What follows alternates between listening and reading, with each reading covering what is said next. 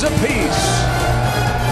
One more game at Citizens Bank Park in Philadelphia. It's the Astros and the Phillies. It's Game 5 here on Fox. Top, and I'm going to smoke it.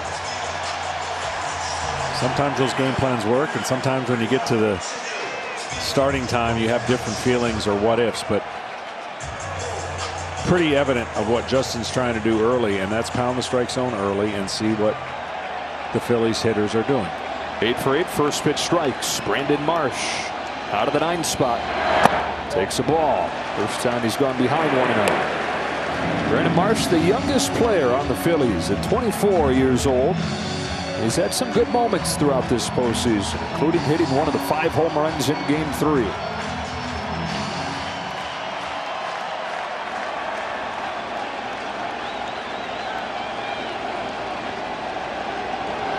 On a 1-0. Takes a fastball high.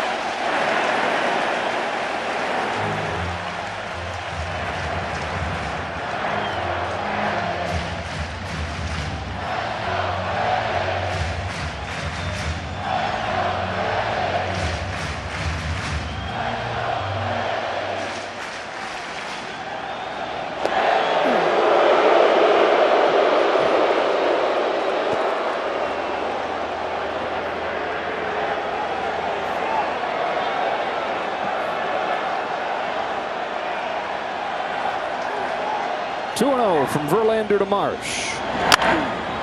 Down the left field line, foul. Marsh had that big hit against Verlander and an inside-out swing that just got inside the third base bag for a double. Not the intended, that wasn't what he was trying to do, but he just got beat in with a fastball and got rewarded with that double. That game turned on its head as kind of a sign of things to come in this series. Just when you think you got it figured out, it all changes. Verlander retired the first 10 Phillies in Game 1 and had a 5-0 lead, only to see that all go away in the 6-5 loss. 3 balls, 1 strike on the 9-hitter. And the home run hitter, Kyle Schwarber, waits on deck.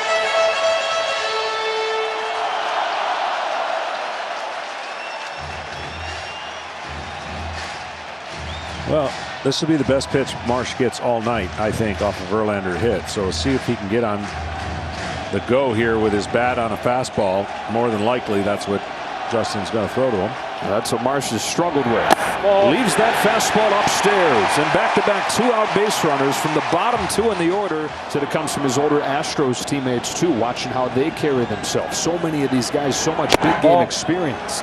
And then it comes from spending the last 2 winters playing in the pressure-packed Dominican Winter League. He still makes his home in the United States, even having been born in the Dominican, but he's got a bunch of family there, goes back, sees them, and plays in those environments that are just different. He said he's learned a lot about performing in big spots doing that. 1-1 to Marsh. Well, the other thing that Dusty Baker said that was very vital is on the taxi squad last year, and he got to see in the postseason what it's like, how to carry yourself. Correa helped him out a lot, passed the keys on to him. And I think that part of that last year experience, even though he wasn't on the team, it helps prepare you a little bit more for the moments you're about to entertain for the first time. Keeps adding a bunch of historic firsts. Pinpoint fastball. Verlander turns it up to 97 to get Marsh looking.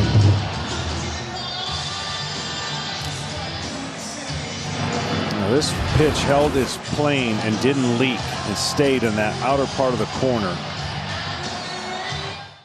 One of those games that I think we expected a few more of them. Oh my goodness, Brian Abreu, first pitch that he throws, drills Marsh in the knee, and that means Kyle Schwarber comes up.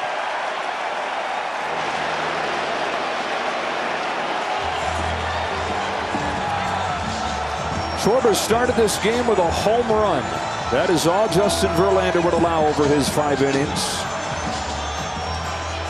And the guy that's hit more of them than anybody in the National League this year strides up there. Ouch. He'll take it though. I would much rather have this guy coming up. Strike 1 on Marsh.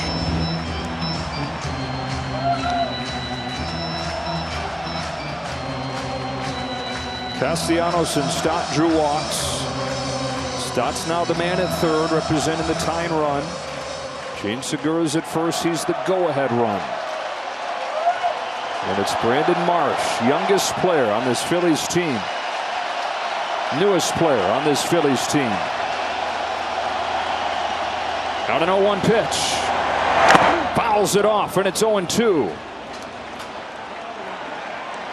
Well, Marsh has to find a way to get the shortest swing of his career, meaning you can't have a big swing now with 2 strikes. He's had 2 big swings, 2 foul balls. He has to find a way to put the ball in play and then either beat out a ground ball or find a way to get it in the air.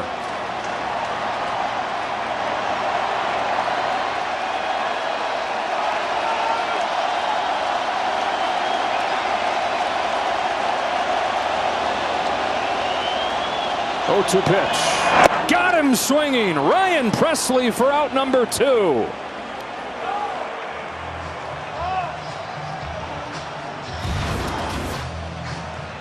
Hard cutter. Big swing. And it comes up empty. But the biggest swing to start off the game is Dusty. Pokes one to right center field. Brandon Marsh on the move to the warning track at the wall, and it's off it.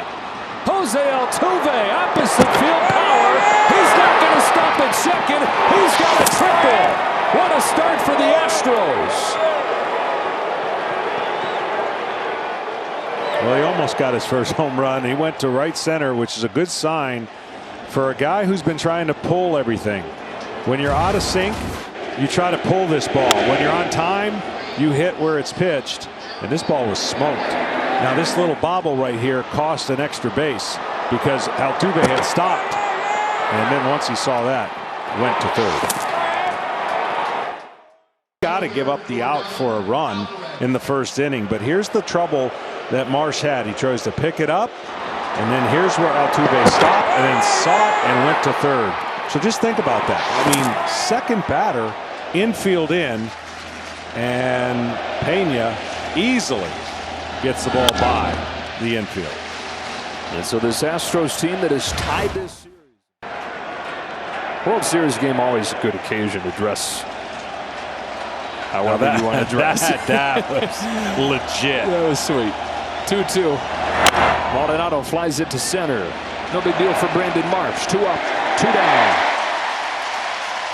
For every home run, Gurriel on 1-2.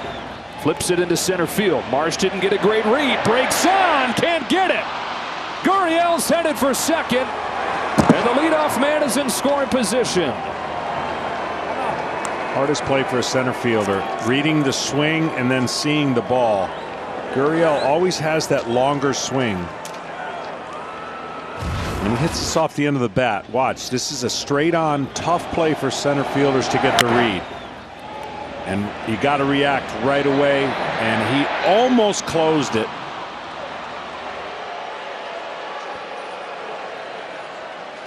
So a double for Gurriel. Astros hunting for some insurance here, leading 2-1. Series tied at 2. Here he goes. Here it comes. A bouncing ball to short. Pena's there. Steps into the throw. Astros take Game 5. In a thriller, 3-2 the final score.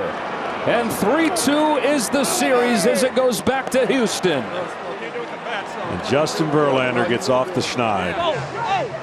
And his 9th start in the World Series, he gets his first win. 5 innings, just 1 run. And Jeremy Pena, the star of the offensive show, knocking in 2 of the 3 runs for Houston. What a game. Sure was. There were some great defensive plays by Houston, and none bigger than the 9th inning center field up against the chain link fence. And who knows where this ball goes and where JT ends up. I mean, he's got an inside the park home run in this postseason here. What a play. First base, the previous inning, center field. And I mean, golly, you may not see a better clutch catch in a tight 1-run game than that. From a kid who always dreamt of playing in this ballpark. getting his first chance to do so in the World Series and making the